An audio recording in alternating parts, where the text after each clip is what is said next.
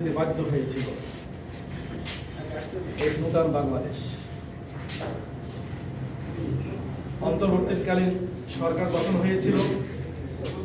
অন্তর্বর্তীকালীন সরকার বেশ কিছু সংস্কার পেশ করেছিল।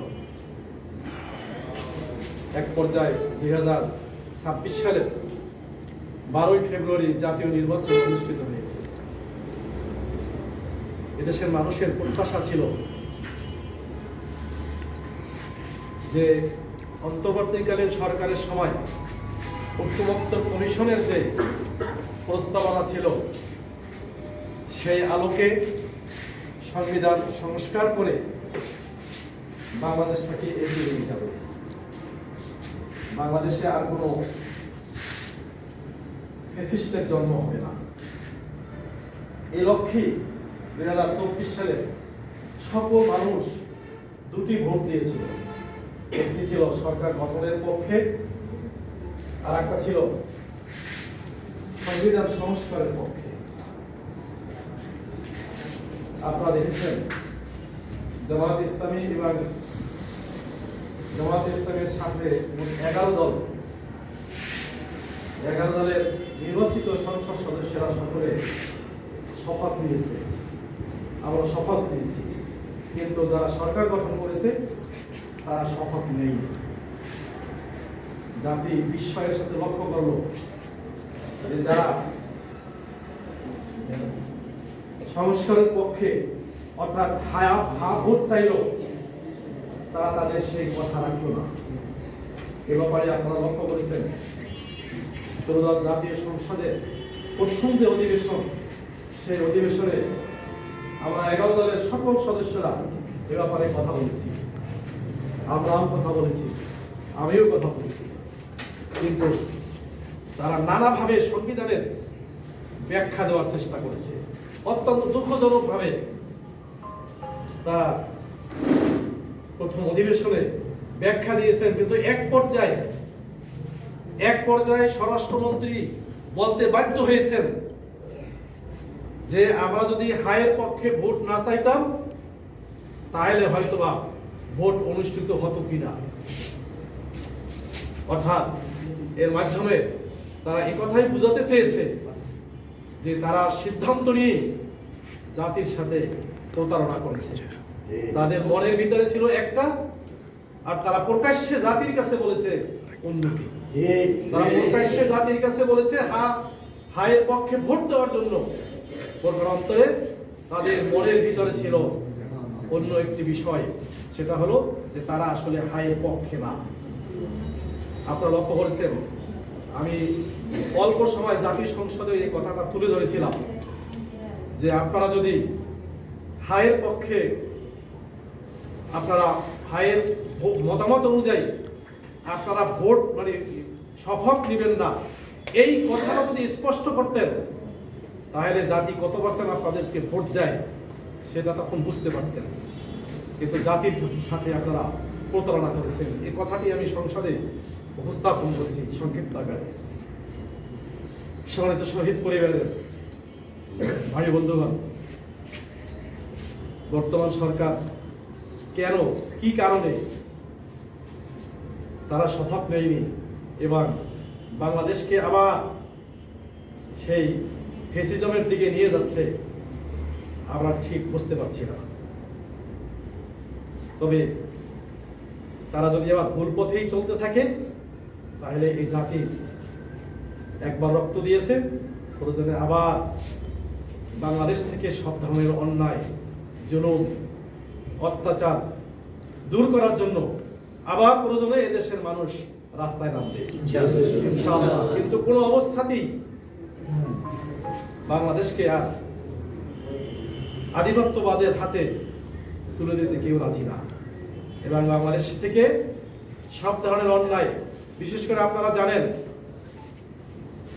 দুর্নীতি, সন্ত্রাস, চাঁদাবাজ, মাদকে 6 লাখ হয়ে গেছে আজকে বাংলাদেশ। এর থেকে এই জাতিকে বাঁচাতে হবে। আমরা আজ অন্ধকারের দিকে হাঁটছি, এর থেকে এই জাতিকে মুক্তির বিকল্প আর কোনো পথ নেই। আমরা চেষ্টা করছি, আমরা যারা বিরোধী দলীয় সংসদ সদস্য আছি আমরা সরকারকে সার্বিকভাবে সহযোগিতা করব। সে সহযোগিতা হলে ভালো কাজের, যেটা আল্লাহ বলছেন যে তা'মুরুনা বিল মারুফ ওয়া তানহাউনা আনিল মুনকার। যত ভালো কাজ হবে সকল ভালো কাজে 11 দল জামাত ইসলামী সার্বিকভাবে সহযোগিতা করে যাবে। কিন্তু যেটা মুনকার কাজ, জাতির জন্য, দেশের জন্য, যে দেশের মানুষের জন্য যেটা অকল্যাণকর, সেই কাজের ব্যাপারে জামাত ইসলামী আমাদের সাধ্য অনুযায়ী, শক্তি অনুযায়ী সংসদে কথা বলবো এবং জাতিকে নিয়ে তার বিরুদ্ধে দুর্বল আন্দোলন করব ইনশাআল্লাহ। তবু বাংলাদেশকে আমরা ফ্যাসিস্টদের হাত থেকে রক্ষা করব, আধিপত্যবাদ বিরোধীদের থেকে বাংলাদেশকে মুক্ত করে একটি ন্যায় ইনসাফ ভিত্তিক, একটি মানবিক বাংলাদেশে পরিণত করার জন্য আমাদের দেহের সব শেষটুকু রক্তবিন্দু দিয়ে হলেও আমরা চেষ্টা করে যাবো ইনশাআল্লাহ। সম্মানিত ভাই বোনেরা, আজকের আপনাদের পাশে আমরা দাঁড়ানোর জন্য একেবারে খুব সামান্য কিছু নিয়ে এসেছি। আপনাদের এই ঈদ উপলক্ষে কিছু ক্যাশ টাকা দিব, তার পাশাপাশি আপনাদের সন্তান, আপনাদের ভাই, আপনাদের স্বামী, আপনাদের বাবা, তাদের পক্ষে একটা কোরবানির জন্য আমরা ব্যবস্থা করেছি। আমরা এই 24-এর বিপ্লবের পরই আমরা চেষ্টা করে যাচ্ছি আপনাদের পাশে দাঁড়ানোর জন্য, এবং রাষ্ট্রীয়ভাবেও আমরা সেটা চেষ্টা করে যাচ্ছি যাতে করে আপনাদের পাশে আপনাদের যে শহীদদের যে অবদান, সেই অবদানকে যেন মূল্যায়ন করা হয়। এ ব্যাপারেও আমাদের চেষ্টা অব্যাহত আছে।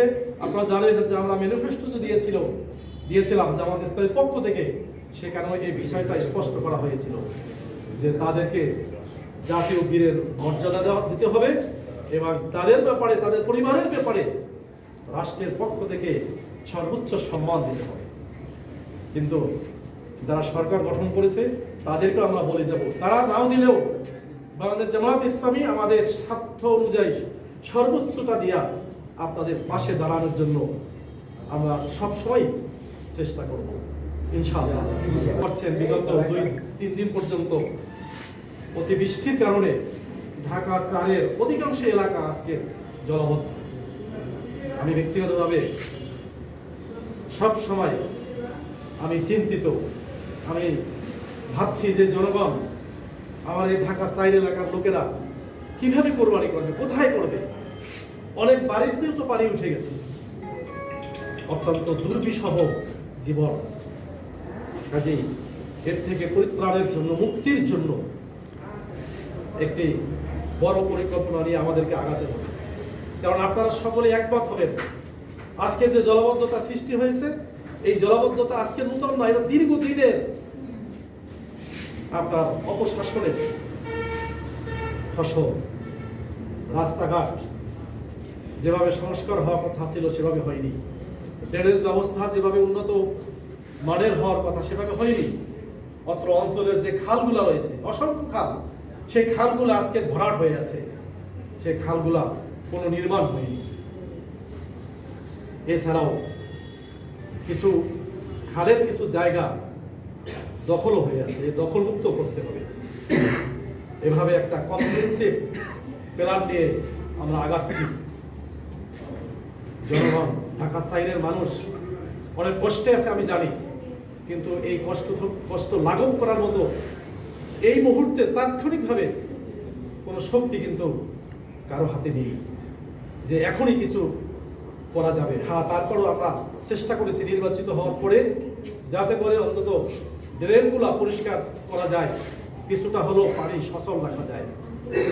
এ ব্যাপারে সিটি কর্পোরেশনের কিছু সহযোগিতা নিয়ে আমাদের ভাইদের সশ্রম, তাদের পরিশ্রম এবং কিছু আর্থিক কোরবানির বিনিময়ে আমরা সেই কাজটা অব্যাহত রেখেছিলাম। কিন্তু এই 2-3 দিনের অনাবৃষ্টি, অতিবৃষ্টির কারণে সেই সুফলটা অনুরূপ পাওয়া যাচ্ছে না। আমাদের চেষ্টার কোনো ত্রুটি থাকবে না। আপনারা দয়া করবেন এবং আপনারা পাশে থাকবেন, আপনারা পরামর্শ দিবেন আপনাদেরকে নিয়েই এই এলাকার যাবতীয় সমস্যার সমাধান একদিকে হবে, আবার অন্যদিকে আমরা উন্নয়নমূলক যত কাজ আছে সেই কাজগুলোও সকলের পরামর্শ নিয়েই আমরা বাস্তবায়ন করব ইনশাআল্লাহ। যে রাস্তাটা, সেই রাস্তাটায় পানি ছিল, জলাবদ্ধতা হয়েছিল, এর সামনে বিদ্যুতের সংযোগ হয়ে ওখান থেকে এক ভাই যাচ্ছিলেন ব্যবসায়ী, তিনি মানে বিদ্যুৎস্পৃষ্ট হয়ে লাস্ট পর্যন্ত ওনাকে হাসপাতালে নেওয়া হয়েছে, সেখানে তিনি ইন্তেকাল করেছেন। আমি একটু দূরে অবস্থান করছিলাম, তাৎক্ষণিকভাবে আমি যেতে পারিনি, লোকদেরকে আমি তাৎক্ষণিকভাবে খবর দিয়েছি এবং এটা তো অত্যন্ত দুঃখজনক। এ ব্যাপারে যে বিদ্যুৎ বিভাগ তাদের যে যথাযথ যে দায়িত্ব সেটা পালন না করার কারণে এই জাতীয় ঘটনাগুলো ঘটছে। আমি এ ব্যাপারে সংশ্লিষ্ট কর্তৃপক্ষের নিকট আমি আহ্বান জানাচ্ছি যে আপনারা এই প্রত্যেকেরই এলাকা ভাগ করা আছে, বিদ্যুতের দায়িত্বশীল আছেন। যেহেতু আমাদের এলাকাটা ঢাকা 4টা জলাবদ্ধতার সম্মুখীন হয়ে আছে, এবার কিছু কিছু এলাকা জানি না যে এখন বৃষ্টি যদি না হয় তাহলেও কালকের ভিতরে এই পানি চলে যাবে, এরকম সম্ভাবনা নাই, এরকম অনেক এলাকা আছে। কাজে এমন অবস্থায় তাদের ডিউটি যথাযথভাবে পালন করার জন্য, খোঁজখবর নেওয়ার জন্য, যাতে করে আর ফার্দার কোনো দুর্ঘটনা না ঘটে। এ ব্যাপারে তো নিশ্চয়ই সহায়তা পাওয়ার বিধান আছে, সে অনুযায়ী সহায়তা পাওয়ার জন্য আমি আমার দায়িত্বশীলদেরকে বলেছি। আমি ইতিমধ্যে আর খোঁজ দিতে পারি নাই নানামুখী ব্যস্ততার কারণে। ঈদ উপলক্ষে সম্ভবত তারা কোনো ব্যবস্থা নিয়েছে কিনা এটা জেনে তারপর যথাযথ কর্তৃপক্ষের মাধ্যমে তাদের এই ব্যবস্থা নেওয়ার জন্য রেল কর্তৃপক্ষের লোক আছে, সেই কর্তৃপক্ষেরই উচিত এদেরকে উঠাইয়ে দেওয়া।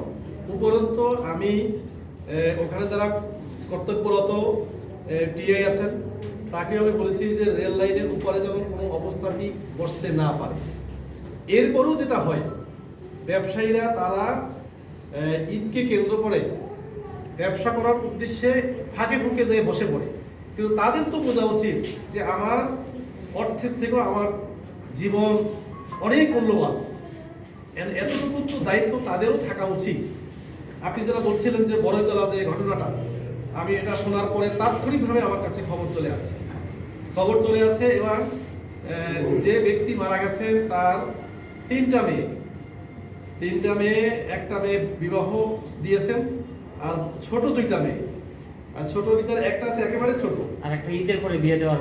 জি, এই হয়েছে জায়গা তাদের পরিবারের অবস্থা, তাদের সোর্স অফ ইনকাম নাই। উনি একটা ছোট্ট একটা দোকান করে, সেটাই হচ্ছে তাদের সোর্স অফ ইনকামের একমাত্র অবলম্বন। আমি এটা শুনে তার সাথে সাথে আমার ওই এলাকার দায়িত্বশীলদেরকে ওখানে পাঠিয়েছি, তারা গিয়েছে এবং আপনারা জানেন রেলওয়ের যে পুলিশ তারা এসেছে, তাদের সাথে আমি কথা বলেছি। এখন এক্ষেত্রে এক তো হচ্ছে জায়গা তারা এই সিগন্যালগুলো মেনটেন করে, তারা প্রপারলি মেনটেন করে কিনা এটা একটা প্রশ্ন। আর দ্বিতীয় হচ্ছে আমরা যারা আছি আমাদের কিছু ত্রুটি আছে, আমরা সচেতন না। দেখা গেছে যে সিগন্যাল ফালানো হয়েছে, এরপরও মানুষ পারাপার হয় তার নিজ দায়িত্বে, তার অফুরন্ত কিছু গাড়িও আবার যাওয়ার চেষ্টা করে। সে নির্দিষ্ট সময়ের পূর্বেই নির্দিষ্ট সময় অনুযায়ী সে কিন্তু সিগন্যাল দেয়, বাট এর ভিতরে কিন্তু দেখছেন আপনারা দেখবেন, আমরা তো দেখে থাকি যে পারাপার অব্যাহত রাখে জীবনের ঝুঁকি নিয়ে। যিনি মারা গেছেন তার ব্যাপারে আমি যে সংবাদ নিয়েছি, দূর থেকে সতর্ক করেছে অনেকে, তিনি একটু কানে কম শুনতেন। তার বাড়ি বরিশাল বাকেরগঞ্জের চরাদি ইউনিয়নে। আমি একবার সেই যেখানে মারা গেছেন, মানে যেই এলাকায় তার বাড়ি, সেখানে মেম্বার যিনি আছেন জুলহাস মেম্বার, তিনি আমাকে ফোন দিয়েছেন যে এই অবস্থা, এখন তাকে পাঠানোর ব্যবস্থা করে। শেষে আমি তাৎক্ষণিকভাবে আমার অ্যাম্বুলেন্সের ব্যবস্থা করেছি, অ্যাম্বুলেন্সের ব্যবস্থা করে আমাদের লোক দিয়ে এরপর জেলে তাকে বাড়িতে পাঠানোর জন্য ব্যবস্থা করেছি।